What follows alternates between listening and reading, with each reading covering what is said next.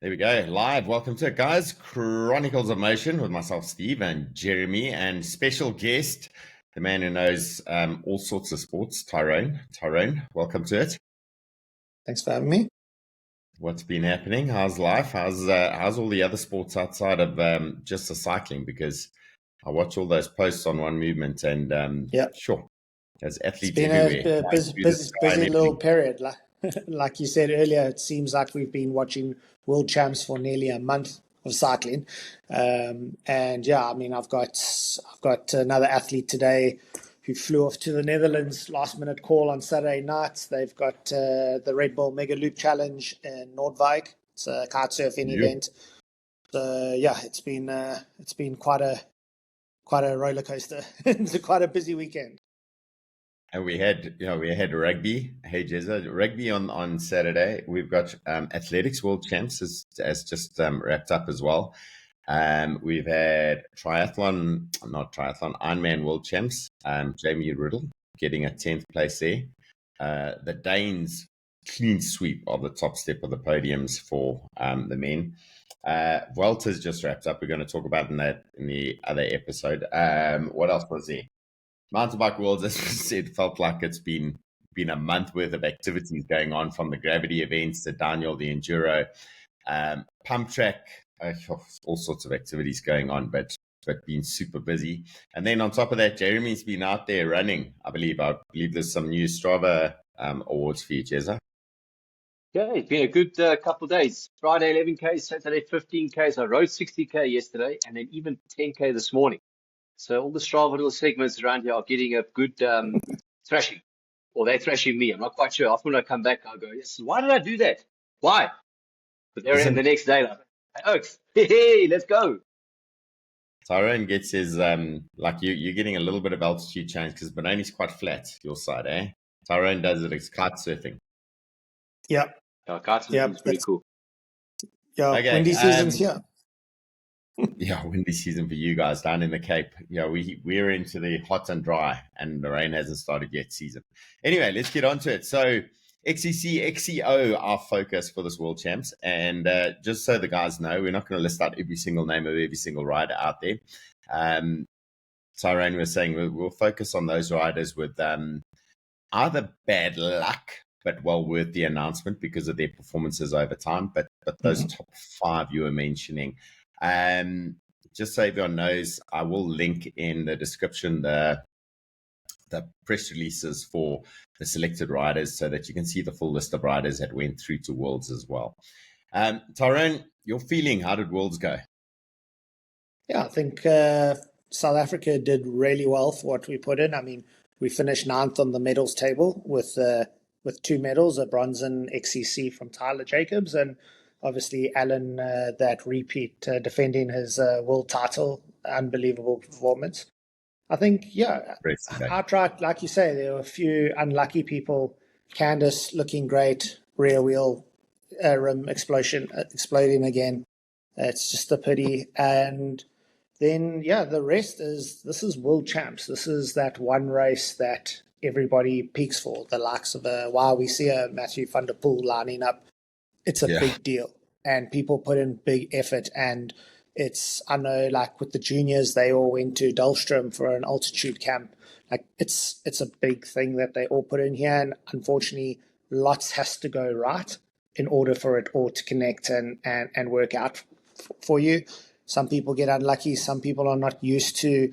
A lot of the first year juniors, they're not used to lining up at a race with 90 strong riders, where 90th is probably as strong as the top. Yeah. So exactly. And that course narrowed down quite quickly. Actually, it was they made quite a sharp left turn very soon after the start. So and you straight up the side of a mountain. And then you were saying that the guys, I mean, like our Daniel races don't get courses like that in South Africa generally. And these XCO riders having to ride it. So big wake-up call for the guys technically as well. Yeah, definitely. But I mean, all in all, I think it was a very positive World Champs for Team South Africa. The vibes seemed good. I spoke to my CEO quite a bit, and they're always getting together for bras and hanging out together and stuff. So it was a nice vibe out there. Yeah. I was looking, you shared the medal standings overall, and France obviously thrashing everybody with 19 medals. Canada and US together would have had 14 medals, 8 and 6 each. But we sat with 2 medals, a gold and a bronze, as you said, and in ninth place, sharing that with Czech, and ahead of some big countries as well. Italy behind us, Germany behind us, Great Britain behind us, Namibia, who we'll mention one of their juniors who got his medal there, they were behind us. Belgium, surprisingly, such a cycling strong nation, but very much road and track. Ireland, Netherlands, yeah, amazing performance actually when you look at it. But if it wasn't for that one gold medal and that one bronze medal, suddenly we're nowhere. We've got nothing in there, and maybe part of this learning curve is the resilience and how many riders are going to come back having learned something, having appreciated something, having taken, what sort of advice are they going to get from everyone after this? Are they going to think, oh, next time I'm definitely going to come back knowing what I'm doing, or is it going to be a different story altogether? But sure. Yeah, look, I think the medals aside, I mean, only 3 people in a race can get a medal. And again, like we said, a lot of preparation and a lot of luck has to be involved in getting that far up the order. But you look at someone like Massi Ambrosi, starting 36, finishing 15th in the under-23 men. That's a solid result. To do that, Massi, as we all know, he's only raced 1 World Cup, which was in Leger 2 weeks ago. So, and he finished 15th there too. So to be able to show that sort of consistency, I think with a few more results, a few more UCI points, and he can get further up the grid on the starting line, I think we're going to see a big result from us. He's got one more race. He's racing in Lenzerheide this week. But then I think next year, I think we're going to see some top 10 results from him for sure. No, he's got the capability. He's got the mentality as well. Stays very calm, stays on the focus on the job at hand, doesn't beat himself up too much, and knows it's stuck. Next step on the rung. So yeah, some good performances there. You wanted to mention we'll claim him as South African, but he's a neighbor in the junior men, Roger Sturen. Yeah, Roger Sturen. I mean, he's been sitting at the top of the rankings for the junior men this year, bouncing between first, second. I think the lowest he went was third in the overall rankings. And had a fantastic race. The junior race was actually really good if you were able to just watch the live timing. But it looked like on the last lap he tried to take a dig at it and he opened a bit of a gap, but then was reeled in by the Frenchman. And you see there finishing times 11 seconds for a silver. Yeah, it was there. I thought it was a really entertaining race, and it was amazing because there seemed to be about in the first 2 or 3 laps, 5 or 6 of them together, and constantly the swapping and this repositioning going on. But Roger seemed to keep his head nice and calm the whole way through. And that second place, he must have been thinking all the time, maybe I can win this, maybe I can win this. That final big attack must have been, what's going on? And you can imagine the noise. I mean, we've had like Michael Foster going, the noise was too much in his race. Can you imagine what it was like for these youngsters, these juniors? One other mention in the juniors there in 6th place. I know he's got an Australian flag next to him, Connor Wright, but he's originally from KZN. Oh, really? Before he moved to Australia. Yeah, so we can claim that. We can claim if we claim it, Roger, we might as well take that one too. Why not? This is why you're the expert. You know these things. Okay. Tyrone, you bring up a name like that, and you say that he's right up there in the mix. Steve and I've found out that there's a New Zealand track rider. Her name is Bairi Buerta, and similar sort of situation. She moved to New Zealand when she was younger, and Olympic gold medalist, Commonwealth Games gold medalist, world champion. So South Africa does have or does produce athletes that are Olympic and world level. It's just, yeah, they are no longer with us due to circumstances, but South Africa does have the breeding ground. Yeah. No, it was a properly entertaining. I think a big learning curve for those first time riders into a world champs as well. And, we've spoken about this in the past. The riders in South Africa perform incredibly well, and then they hit this world stage, and it's like everybody is a rock star, and you can't fight for your space. You don't know what to do. You don't know how to handle it. And hopefully the rest of these guys, Stefan Oldham, Samuel Cleary, Neil van der Vyver, have all learned big lessons there. They're going to come back stronger and better next time round. But to Roger Surin, well done, buddy. Flip an amazing event. I'm not going to bother with our junior ladies. I'll give them a mention in a separate show. Under 23, women XCC was awesome because we had Tyler getting her bronze medal. But I believe, I looked at some of the pictures there, Tyler looking bashed up in the XCO. Yeah. No, she's obviously there was a lot for her running on after that medal that she was looking for, and she had another fantastic starting 21st in XCO, also like in the middle of the pack too. So with the XCC, she had a nice clear gap because she was on the outside, and that's what got her around into fourth place on that start straight. But going from 21st to 14th in the first sector, things were looking good. And then on the live feed, I just caught a glimpse of her taking a bit of a tumble, but it didn't look too major. And she was up, and then she had dropped down to 18th. And then we kind of lost her a bit, and she did some big drop-offs. And the feedback was, Massey messaged me as well just to let me know, and he was like, no, she's covered in mud. And then I was like, oh, now her leg's bleeding. And then eventually she changed her shoes because she broke her shoe. And then eventually proper rough the team run, manager messaged, and we're like, okay, that's enough. We've still got 3 more races to worry about, so let's call it a day. And this is also one of those things that happens on the sideline. It's a proper experience of learning for these riders. But I mean, Tyler is properly experienced. I mean, she's been through this washing machine before. Yeah. No, she's tough. She'll handle it.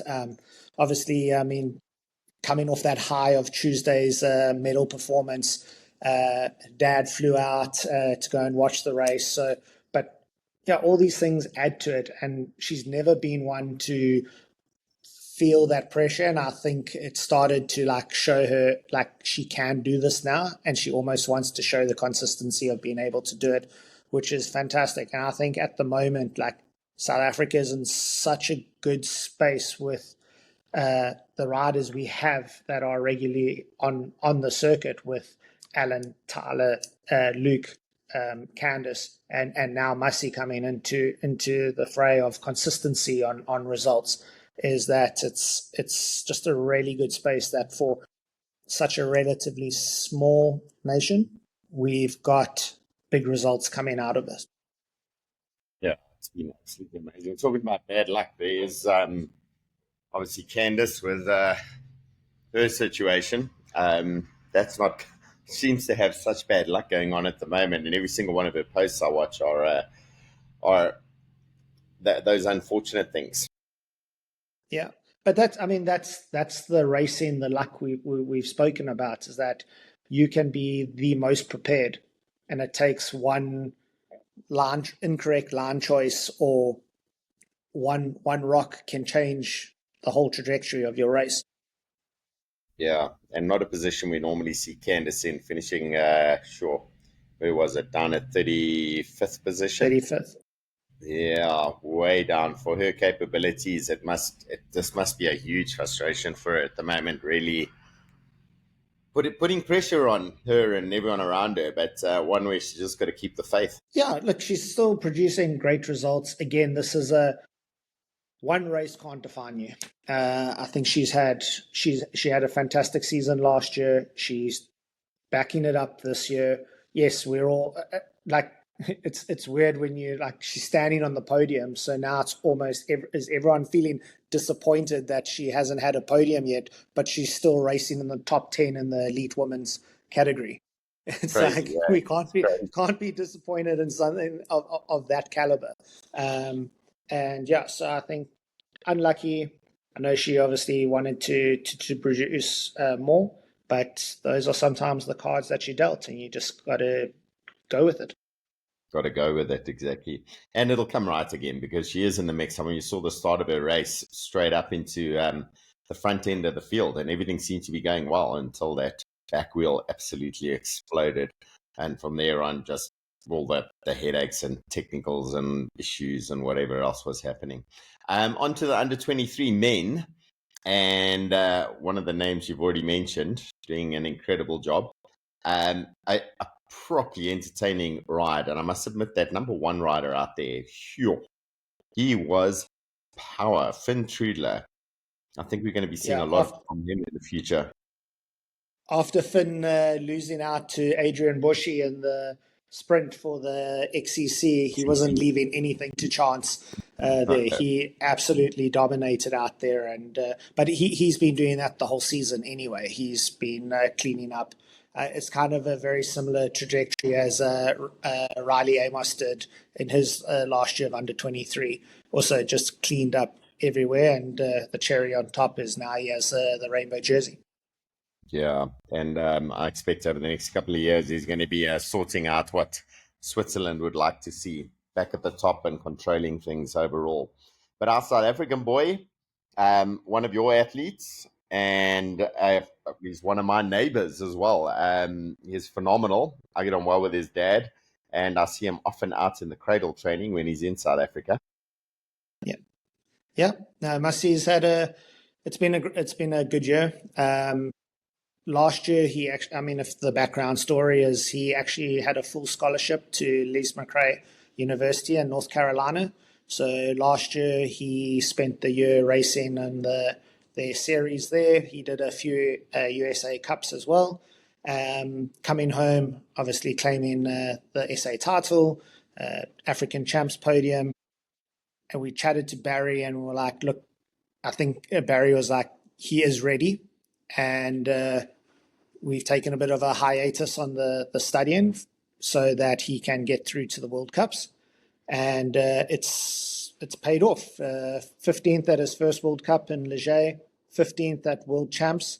And like you said earlier, the trajectory for him, it's step by step. It's not going to be long till we see a top 10 and he'll move forward from there. And, you know, you talk about that trajectory over time, the long run, the long game you're going to be playing, but he pulled that out as well with his strategy in the race. And you said to me halfway through that race, this is the plan, this is what he's going to do. And I went, sure, that sounds impressive. And lo and behold, he did that. And if you look at the lap splits I pulled up on the screen, you see the third column, it says lap. And you can see his positions there, 22nd, 23rd. And like that jump was big because he started 36th on the grid. So he got a good start, 22nd, 23rd, 25th, 20th, 17th, 16th, 5th. Is that not textbook? I mean, that is just beautifully managed by him. And I saw his social media afterwards. Like, he's also one of those guys who just knows how to speak to the media, how to talk to people. He's like almost a complete package. For sure, 100%. Yeah.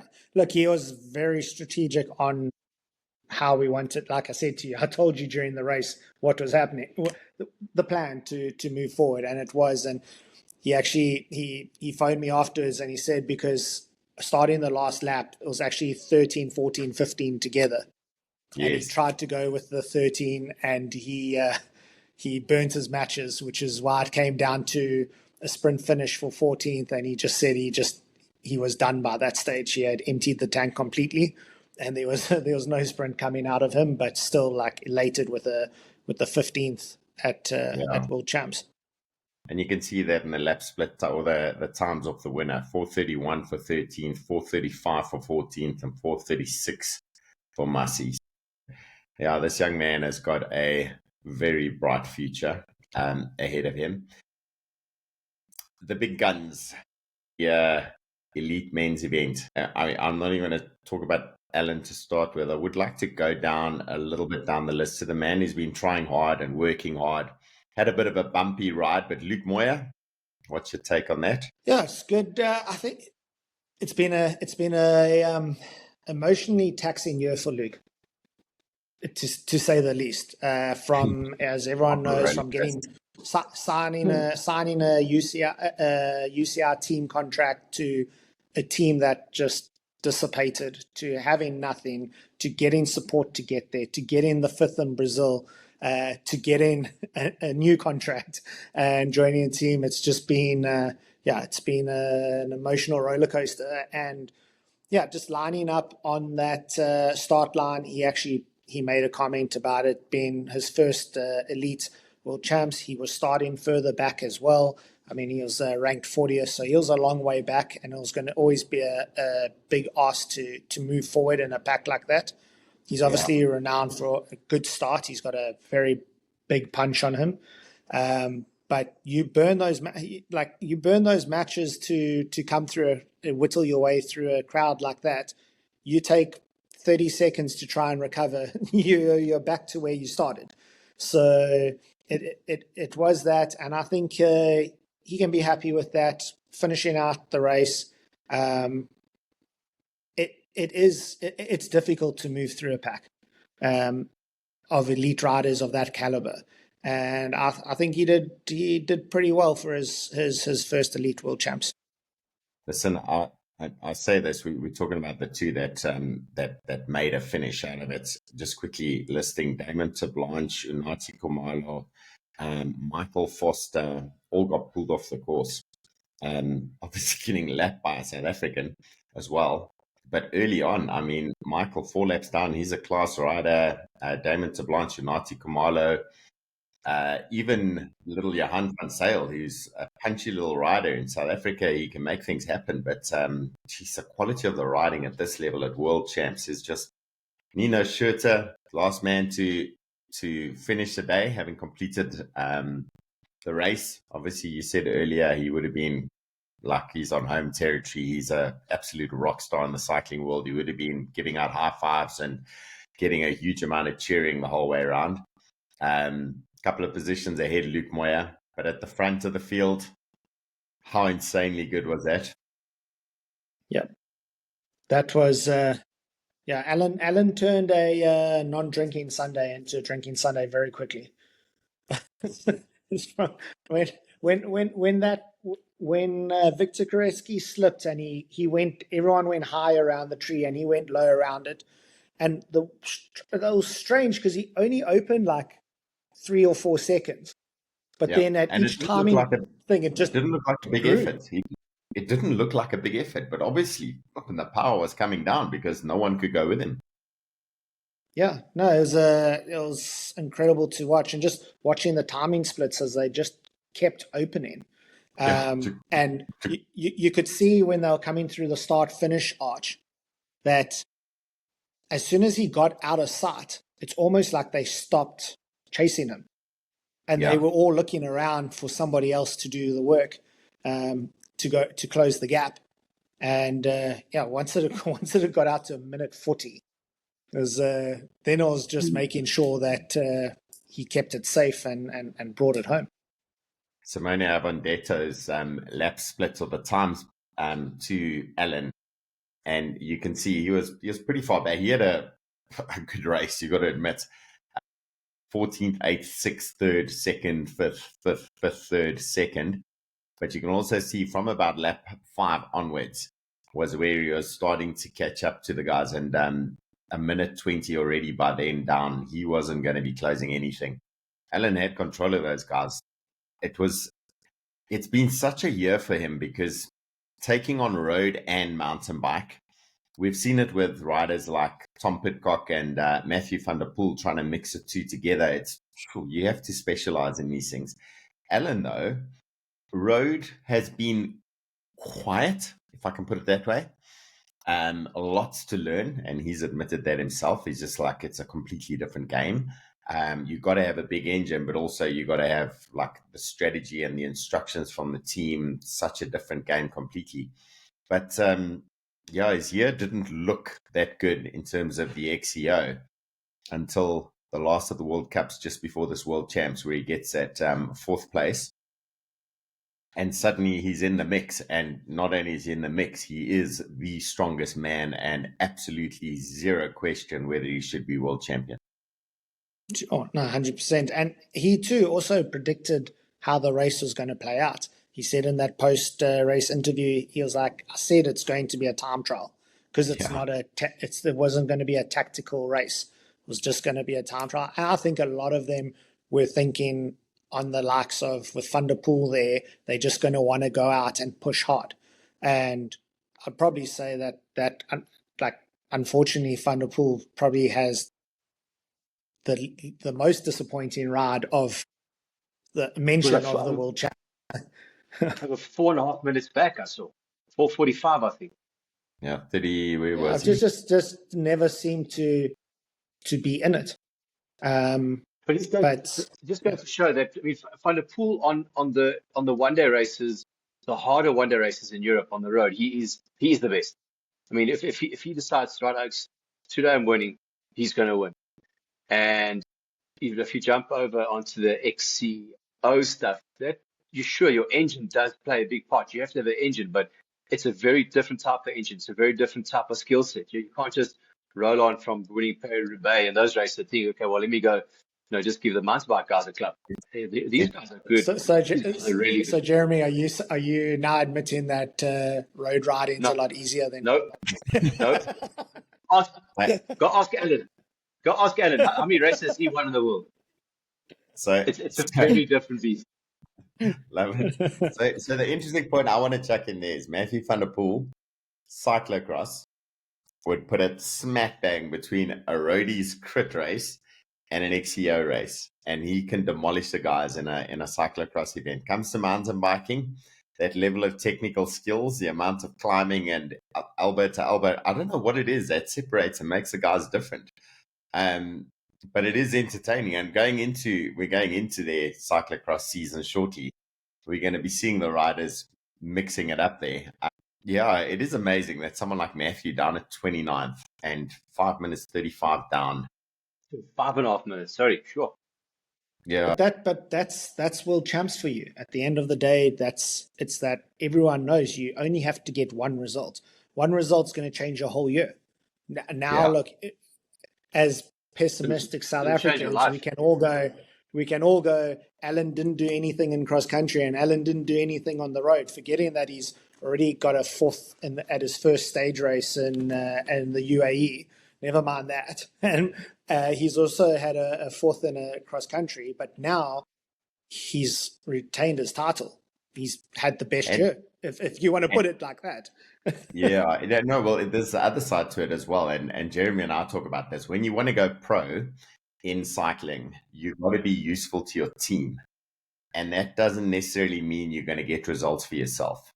And if you want to earn a salary, there's a lot of riders out there that have got really rubbish results, but they're incredibly useful to their team.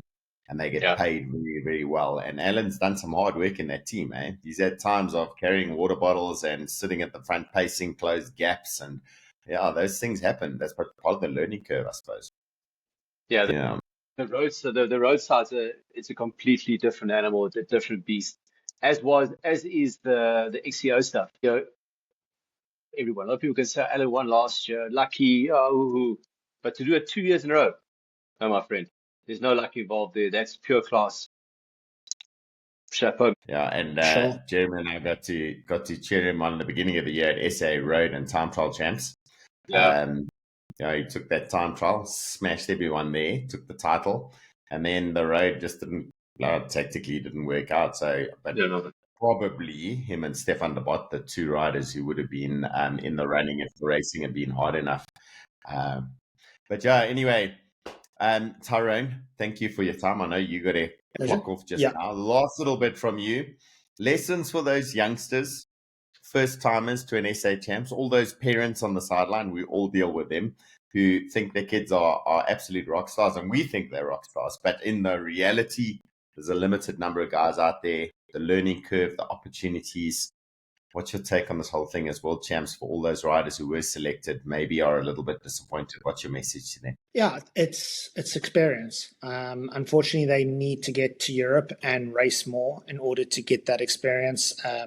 Back home, we don't have the numbers to create that bar-to-bar racing that they were now exposed to. We don't have the tracks. I mean, we've got Kutsenberg, but we don't use it enough.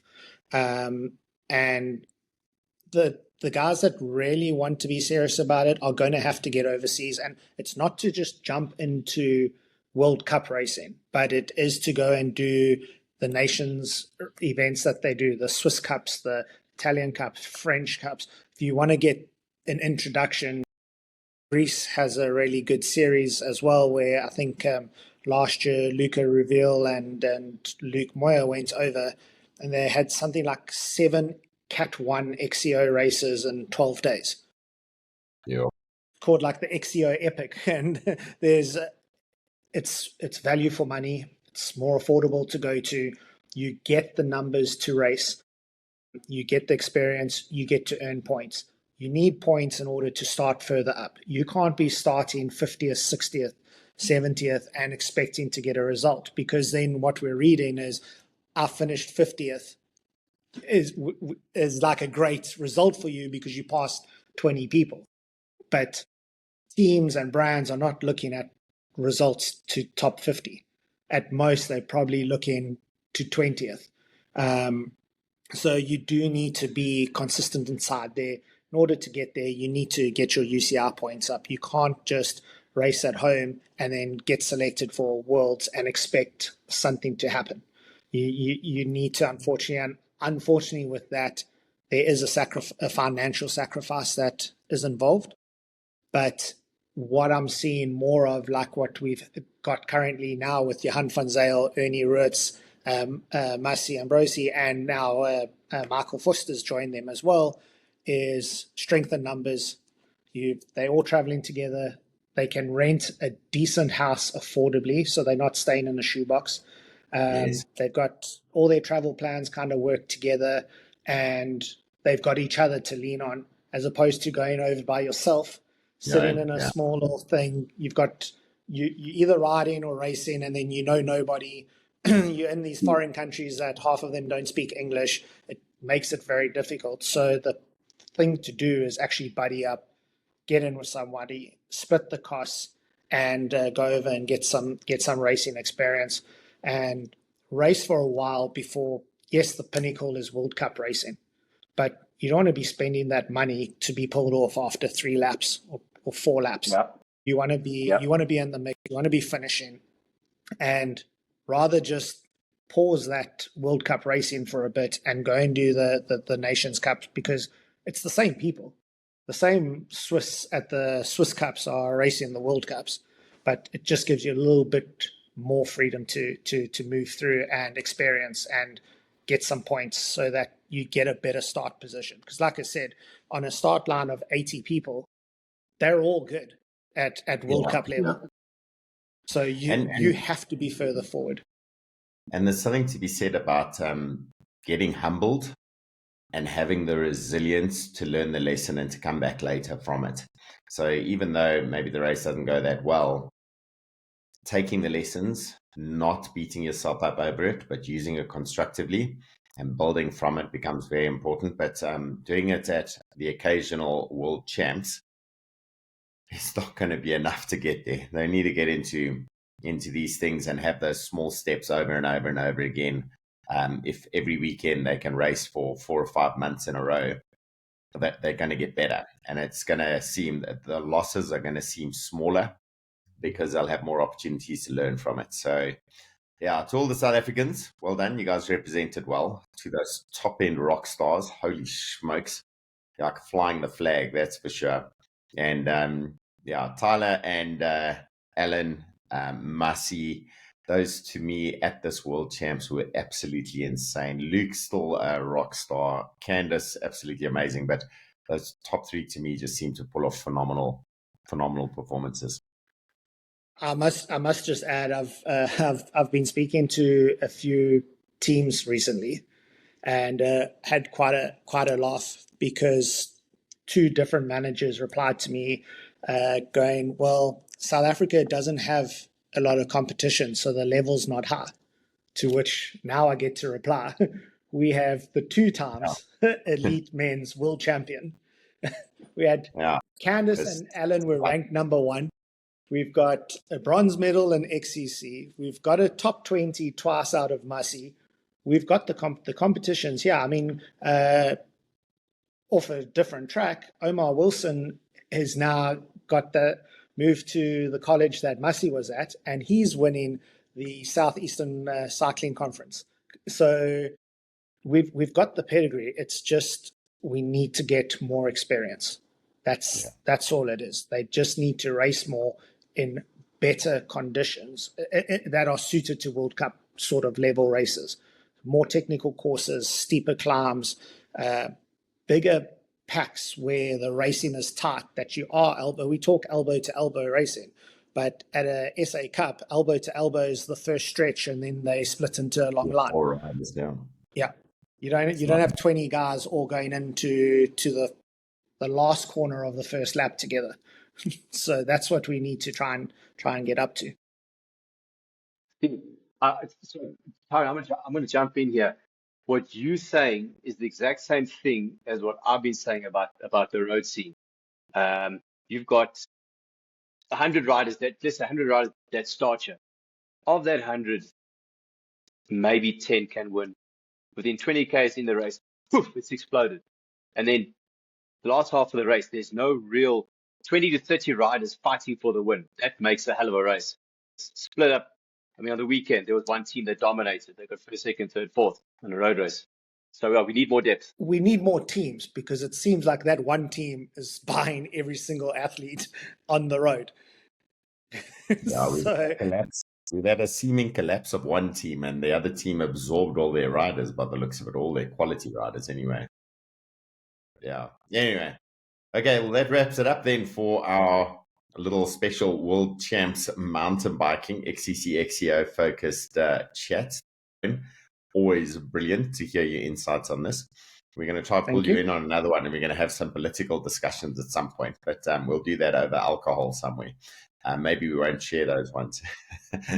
Jeremy, we're going to be on just now for a road wrap up and talk about the riders prepping for Road World Champs. That starts next week, Monday. Yeah.